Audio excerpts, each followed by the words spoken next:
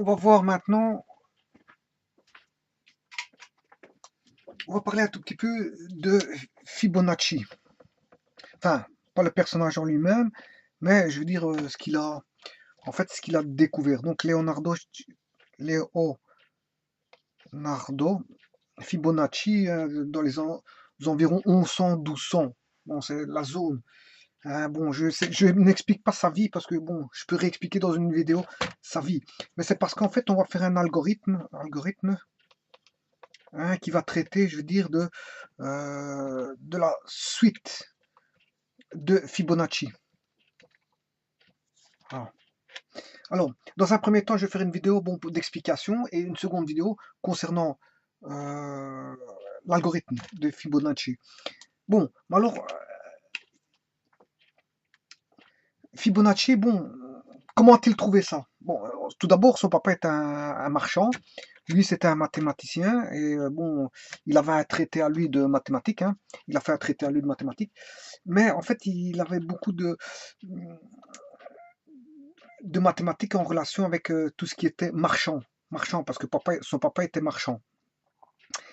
Mais il s'est allié beaucoup avec les hindous et les arabes. Il a notamment vécu en Algérie, donc à Béjaïa, un port d'Algérie, commerçant. Hein, et il a fréquenté, je veux dire, de nombreux mathématiciens, je veux dire, indo-arabes. Et notamment, il s'est intéressé, je veux dire, à des traités de mathématiques arabes, dont El-Khwarizmi. Bon, sa suite, comment doit-il sa suite? Ben, c'est un petit peu spécifique de savoir comment il a trouvé cette suite-là. Il a posé un problème avec des lapins que je ne veux pas expliquer ici parce que c'est pas l'intérêt. Hein, il est parti de deux lapins et puis il a regardé comment ils allaient s'engendrer au fur et à mesure. Voilà, mais le but, c'est pas d'expliquer ça. Parce que, tout d'abord, faut-il se demander si c'est réellement Fibonacci qui a trouvé, je veux dire, cette, euh, cette suite-là. J'appelle suite, hein, mais bon, c'est trompeur, c'est trompeur. Je vais expliquer pourquoi c'est trompeur, mais bon. Euh, Est-ce vraiment lui qui a trouvé cette suite-là? Ou c'est-il, je veux dire, accaparé de certaines connaissances de botanique, hein, notamment de ce que les hindous connaissaient au niveau botanique, et peut-être à partir de certaines séries qui existaient, des études botaniques hindoues ou peut-être même arabes, peut-être a-t-il sorti, je veux dire, via sa valise, euh, lors de nombreux voyages, euh, qu'il a ramené, je veux dire, soit parce qu'il a voyagé beaucoup en Égypte, en Syrie, etc., donc dans le monde arabe, et donc aurait-il pris certaines connaissances pour les répertorier, je veux dire, dans le monde romain, ouais. Notamment le zéro. On sait très bien que le zéro et les chiffres arabes ont été ramenés, bon, je veux dire, euh, pour les Romains, hein, dans le cadre du commerce. Hein, mais les Romains ont trouvé ça, bon, je veux dire que c'était un petit peu délicat de manipuler des nombres hein, de droite à gauche, ça c'est déjà de un, et contenant un nouveau nombre qui était le 0 et qui ne représentait rien du tout, le nom qui voulait dire chiffre, chiffre, d'où le mot chiffre, hein, qui veut dire le 0. Voilà, voilà. Et donc, aurait-elle tiré, je veux dire, de botanistes, je veux dire, indo-arabes, au travers des mathématiques, qui auraient, eux, remarqué que euh, auraient remarqué certaines particularités au niveau de certaines plantes, surtout au niveau des plantes, hein, les spirales des plantes, comment elles étaient organisées en nombre entier, comment se faisait la manière de s'engendrer au niveau des spirales. On peut remarquer aussi au niveau des ananas, au niveau de pas mal je veux dire, de ce qu'on trouve dans la nature, des feuillages, etc. Je veux dire, des nombres comment est-ce qu'on appelle ça, relatifs à la suite de Fibonacci. Voilà. Et la suite de Fibonacci fait référence, comme je l'ai dit, à la spirale. Hein, à la spirale, et fait intervenir aussi le nombre d'or. Dans ses rapports, il fait intervenir le nombre d'or. Voilà. Mais le but, c'est pas d'expliquer tout ça. c'est pas d'expliquer tout ça, c'est qu'en fait, tout simplement, est est-il, vraiment la personne qui a vraiment découvert cette suite ou a-t-il mis dans son sac en tant que voyageur, mais a-t-il mis dans son sac certains travaux faits par des botanistes qui ont découvert qu'il y avait une suite relative à, à certaines plantes au niveau de la constitution euh, des spirales au niveau de... Voilà, quand je dis plantes, c'est beaucoup de plantes, hein. On peut reprendre, je veux dire, des familles de plantes, du maïs, etc., etc. Enfin, je veux dire, l'étude des spirales dans les plantes et certaines fleurs. Voilà. Donc, est-il vraiment comment, la personne qui a réellement trouvé cette suite? En d'autres termes, ce que je veux dire par là, est-ce que de la nature, on n'en a pas extrait, hein, par des personnes bien précises, des découvertes, et de ces découvertes sont venues euh, donner ces fameuses suites. C'est ça que je veux dire par là. Parce que certaines personnes croient, à mon avis, que les suites ont été découvertes et que, comme par hasard, ces suites-là se retrouvent dans la nature. Bon, le raisonnement, hein, si on part de suite qu'on arrive à des éléments qu'on retrouve dans la nature, c'est étrange. Mais si on part des éléments naturels, hein, qui se retrouvent sous forme de suite, c'est tout à fait logique, hein. C'est tout à fait logique. Là, on ne se pose pas plutôt trop de questions d'où vient, comme par hasard, ces suites se retrouvent dans la nature ou inversement. Voilà. On se pose plus de questions que quand on trouve des suites, et que se retrouvent comme par hasard dans la nature, hein, que ces suites se retrouvent dans la nature, et via des découvertes, on en déduit des suites. Le raisonnement n'est pas le même, et donc c'est plus le fait de trouver des suites et puis qu'on découvre que ces suites sont dans la nature, c'est plus étrange que si on retrouve dans la nature et puis les suites en découlent. Parce que de toute façon, le monde qui nous entoure est un monde de mathématiques, hein, ça il faut le savoir. Le monde qui nous entoure, c'est un monde de mathématiques. Tout est fait de mathématiques.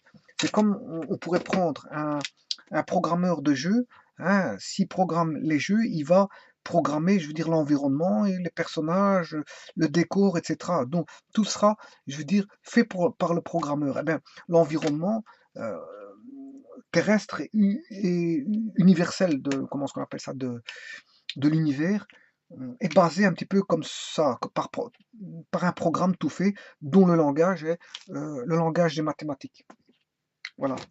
On retrouve des mathématiques partout. Donc, on va s'étonner de retrouver un nombre pi un peu partout, le nombre pi un peu partout, mais moi je ne m'étonne pas de retrouver 1,56 un peu partout aussi, hein. Il y a des gens qui ont 1,56 m dans le monde entier. Il y a des plantes qui font 1,56 m.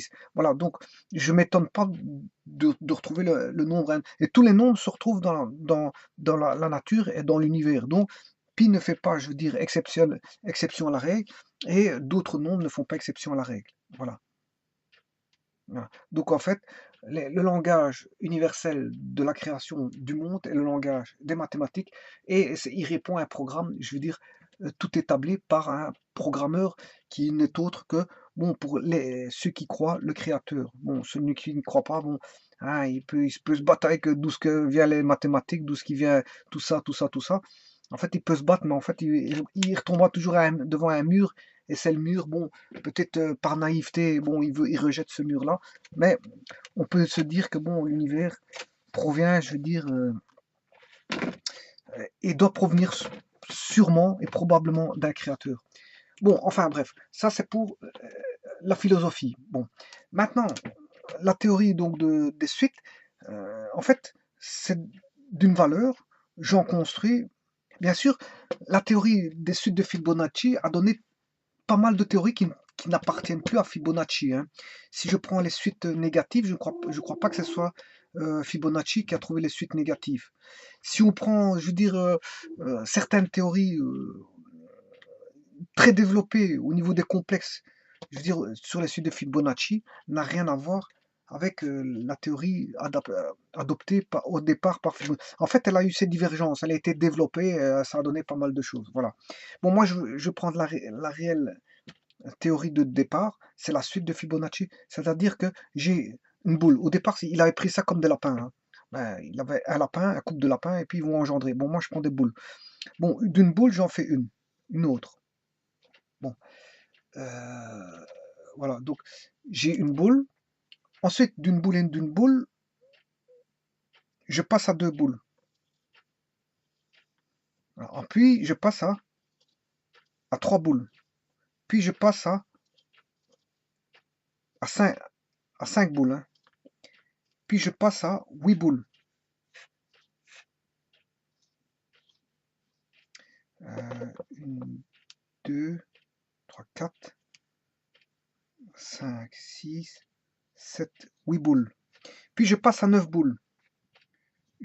À 8, 1, 2, 3, 4, 5, à 13 boules. À 13 boules.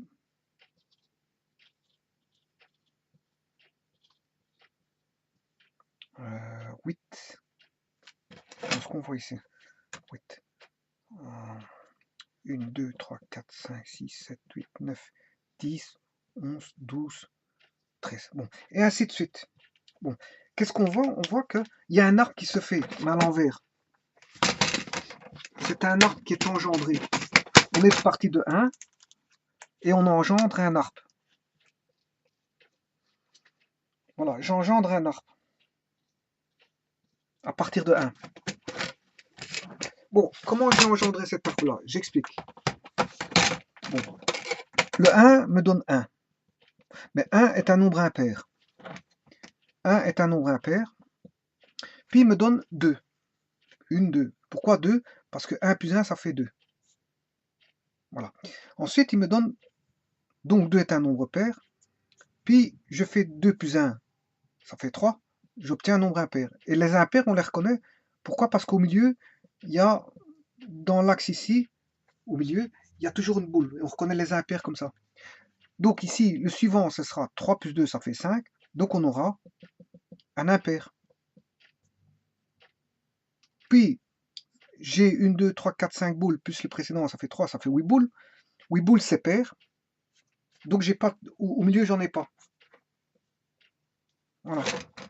Ensuite, quoi? J'ai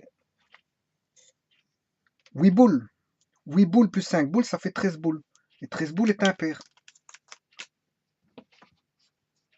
Voilà.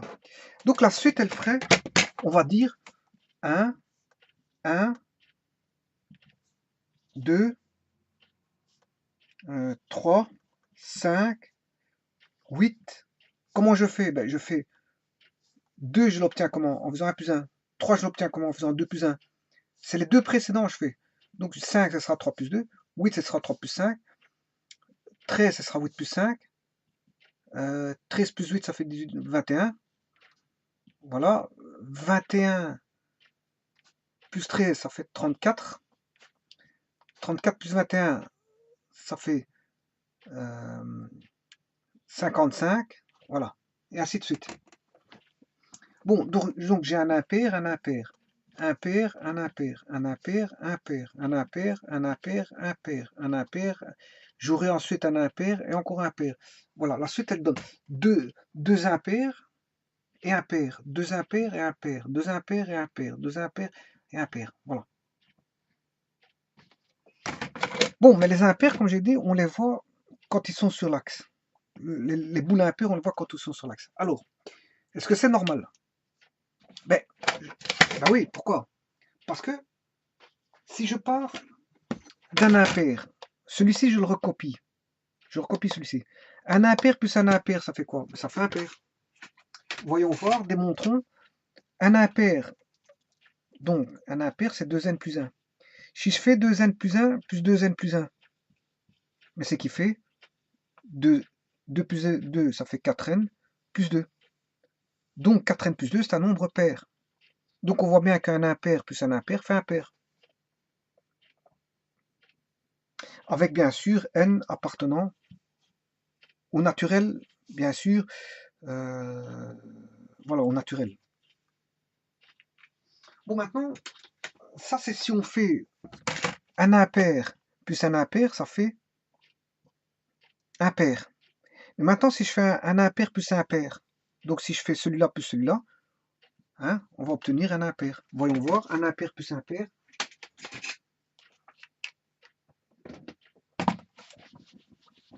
Un impair plus un impair, ça fait 4n plus 1. Donc on obtient bien un impair, un nombre impair. Voilà. Donc, un impair plus un impair, ça fait un pair. Un impair plus un impair, ça fait un impair. Et un pair plus un impair, fatalement, si un impair plus un impair fait un impair, mais un pair plus un impair, il suffit de commuter. Hein.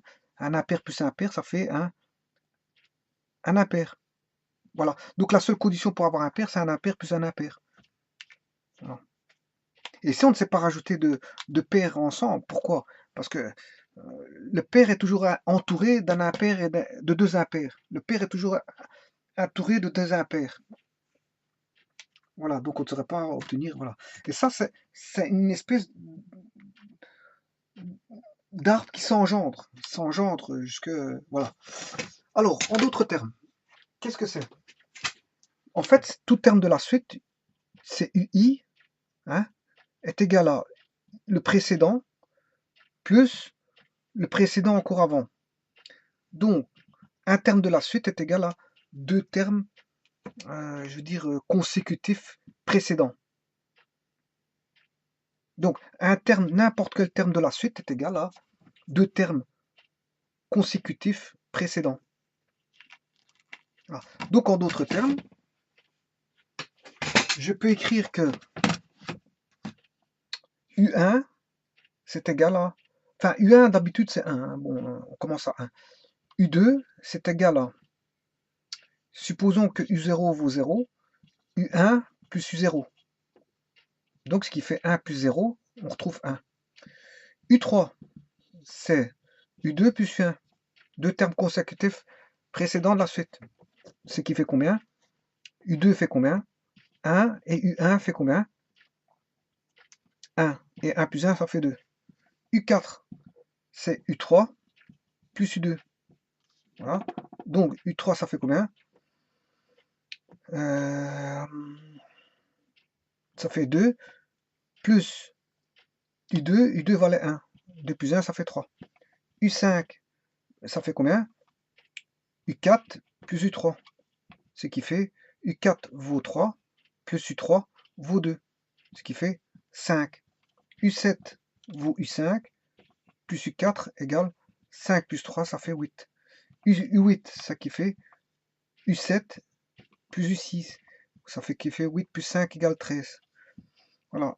U9 égale U8 plus U7. Ça qui fait combien? U8 fait 13, U7 fait 8. Ce qui fait 21. Et U10.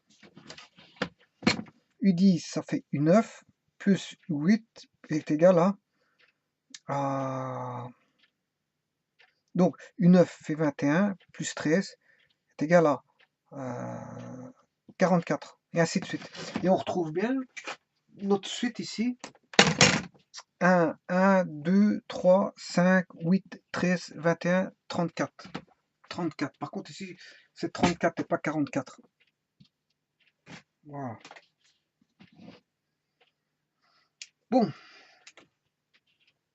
Et puis, le terme suivant, on aurait eu 34 plus 21, ce qui fait 55. Donc, le terme suivant aurait été 55. Voilà. Bon. Alors maintenant, il y a quelque chose qui ne va pas nous intéresser. Pourquoi? Pour notre algorithme qu'on doit faire en Visual Basic, parce que le but c'est ça, c'est de faire un algorithme en Visual Basic.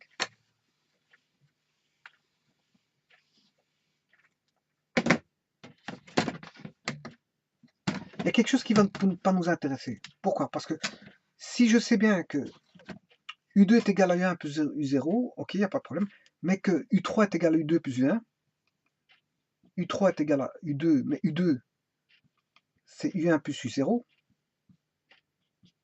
U3 c'est U2 plus U1 plus U1. Donc en d'autres termes, qu'est-ce qu'on peut dire que U3 c'est 2U1 plus U0. Voilà. Donc voyons voir, U1 fait 1, une fois 2, 2, et U0 vaut 0. Donc U3 vaut 2. Eh bien oui, U3 vaut 2. Maintenant, je vais prendre U5. U5, c'est U4 plus U3. Ouais, mais U3, on sait bien que c'est U1. Attendez, hein. Si, U4. Ouais, donc il faut faire U4 avant, hein, parce que c'est, je veux dire, il faut relier les uns aux autres. Donc je dois faire absolument U4. Donc U4, c'est quoi? C'est U4, c'est U3 plus U2. Voilà. Mais U3, c'est quoi? C'est U3, c'est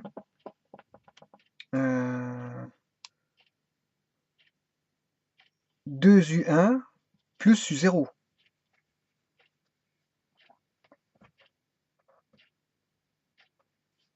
Voilà. Plus U2. Voilà. Donc, mais U2, c'est U1 plus U0.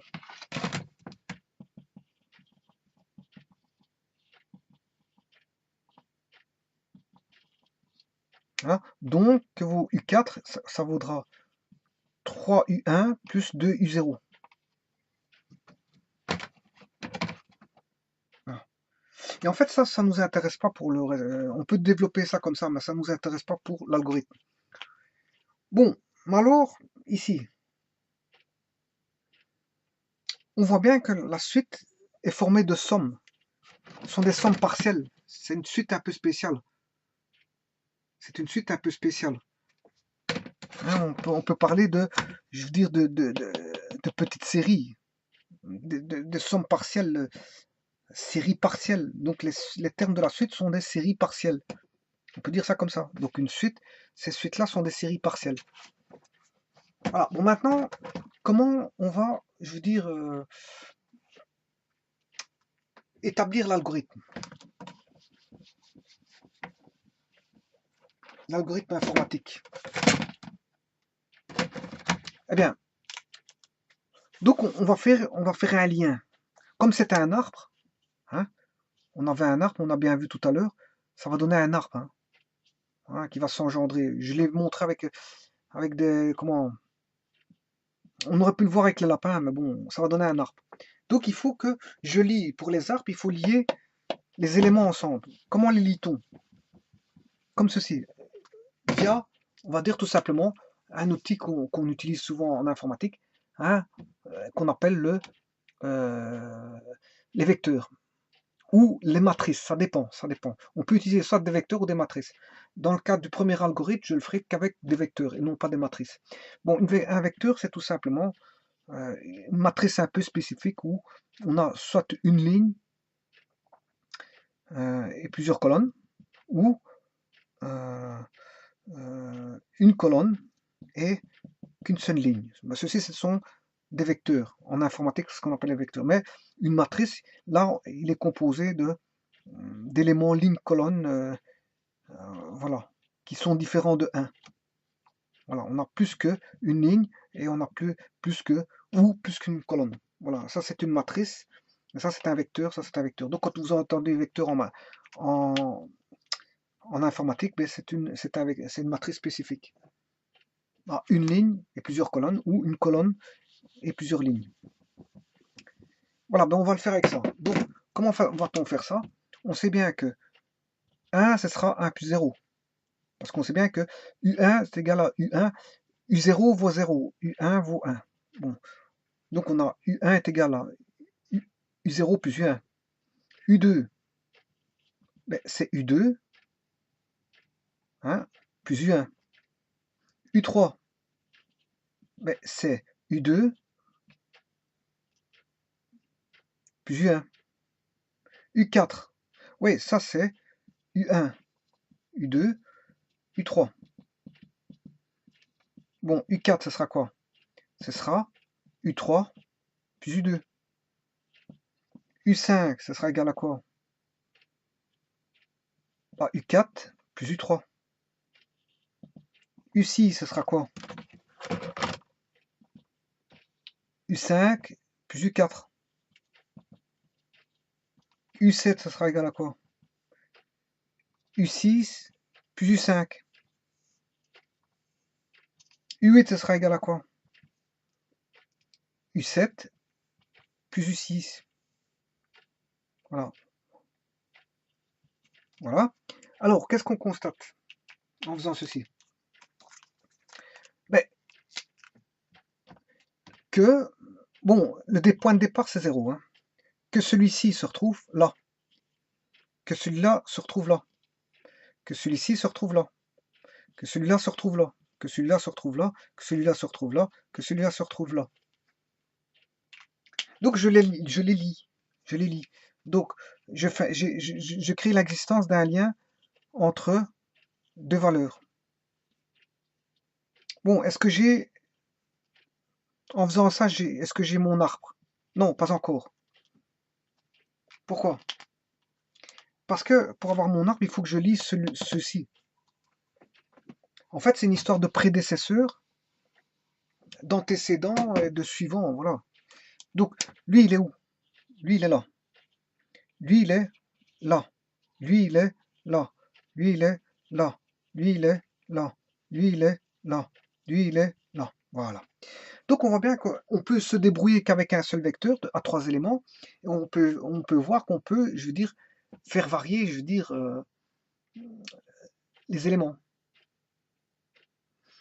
Par exemple, dans le premier vecteur, si mon vecteur, je l'appelle, le vecteur, il fait 1, 1, 0. Voilà mon vecteur V1.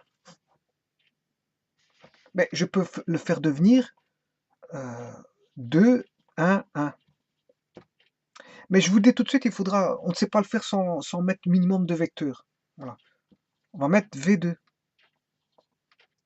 V2. Et puis, qu'est-ce qu'on va faire?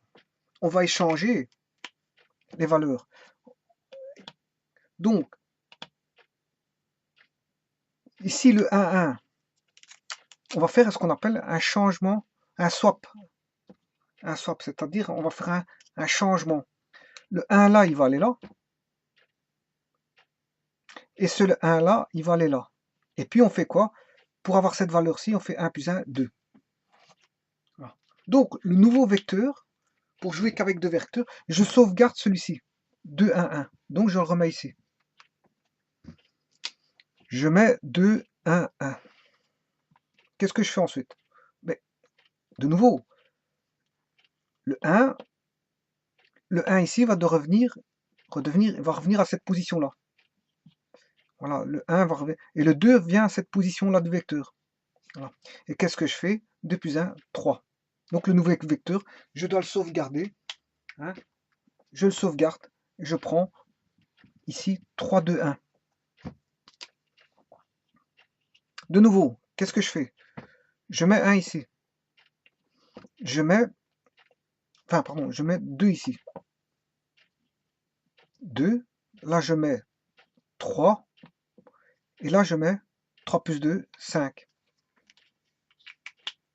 Voilà. Je sauvegarde cette valeur, 5, 3, 2, dans le nouveau vecteur. 5, 3, 2. Je recopie le 3 ici, le 5 ici, et je fais 3 plus 5, 8. Voilà. Et vous voyez qu'ici, je suis arrivé au 8. Hein. Je recopie le 8, 5, 3 dans le V1. Donc, je remets 8, 5, 3. Je recopie le 5. Je remets le 8. 8 plus 5, 13. Je réefface 13, 8, 5. Je remets dans le premier vecteur. 13, 8, 5. Je recopie le 8 à cette position aussi. Le 13 revient à cette position-ci.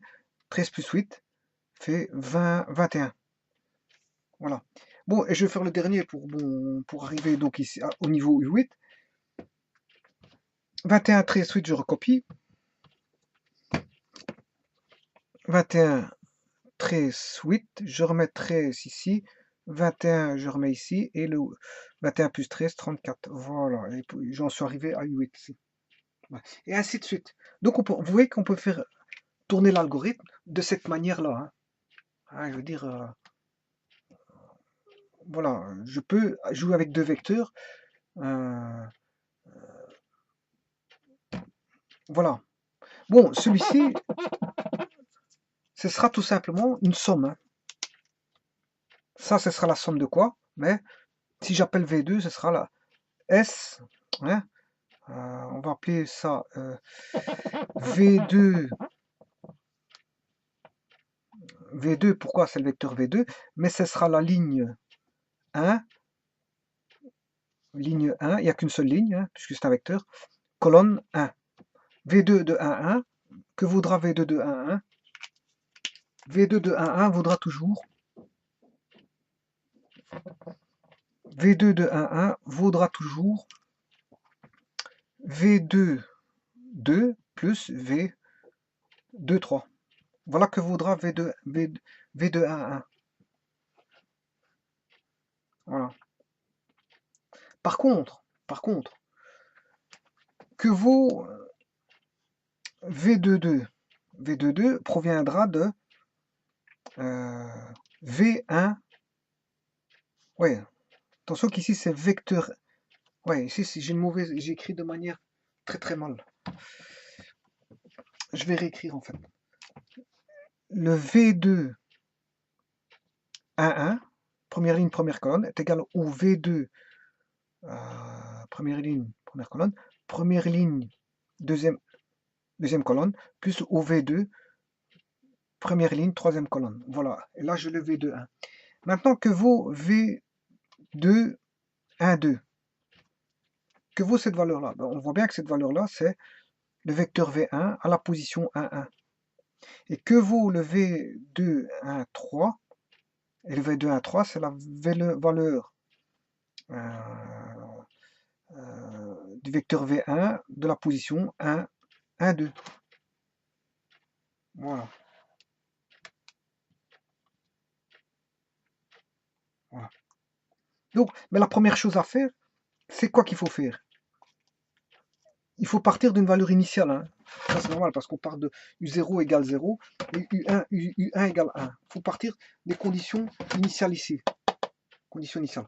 Bon, mais ici,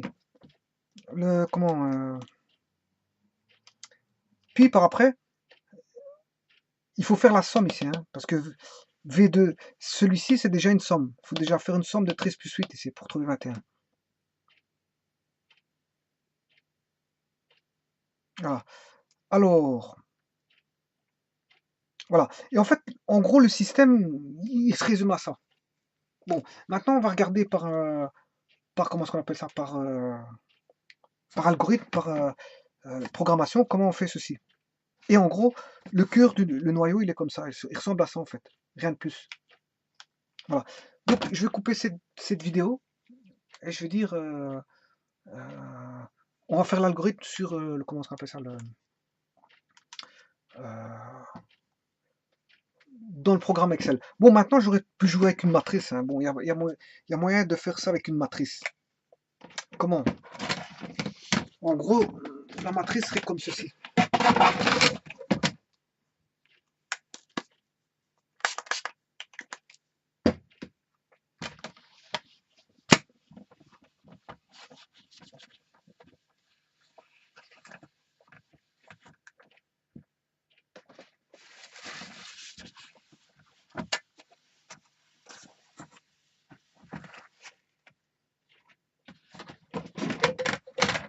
En fait, la matrice serait comme ceci. Bon, je prendrai une matrice, euh, mais là, en fait, avec une allocation dynamique. C'est-à-dire que je ne sais pas où je veux m'arrêter. Fatalement, la suite, je ne sais pas. Soit j'introduis la valeur où je m'arrête. Là, je connais ma matrice où elle doit s'arrêter, hein, ma zone mémoire où ça doit s'arrêter, parce que la zone mémoire, c'est un ensemble matriciel. Et donc, mettre dans une matrice, c'est tout simplement mettre des valeurs qui vont se retrouver dans une zone matricielle mémoire. En fait, c'est tout simplement, je veux dire, un transfert de valeurs mises sous forme informatique matricielle dans un transfert vers une matrice mémoire. Hein, parce que bon, les mémoires, ce sont des matrices. Je l'ai déjà expliqué. Les écrans, c'est du matriciel. Les mémoires, c'est du matriciel. Là, les vecteurs et tableaux, c'est du matriciel qu'on transfère vers des zones mémoire matricielles. Et les écrans, enfin les claviers, sont aussi du matriciel. Donc tout est matrice en fait, hein, voilà. Dire, et encore les tables, c'est encore les tables qu'on va rechercher, je veux dire les codes ASCII et tout, c'est cours du matriciel. Voilà. Même dans les interruptions mémoire, c'est du matriciel. Donc quasiment toute l'informatique, bon, est basée sur un système, sur des systèmes matriciels. Voilà. Donc ici, moi, ce que je voulais dire, c'est qu'on peut jouer sur une matrice dynamique. Et donc, je peux mettre le 1 plus 1, je fais la somme, hein. Ça, c'est pas difficile de faire une somme. Ah, pardon, ici, ça commence 0 ou 0. 0, 0 et 1.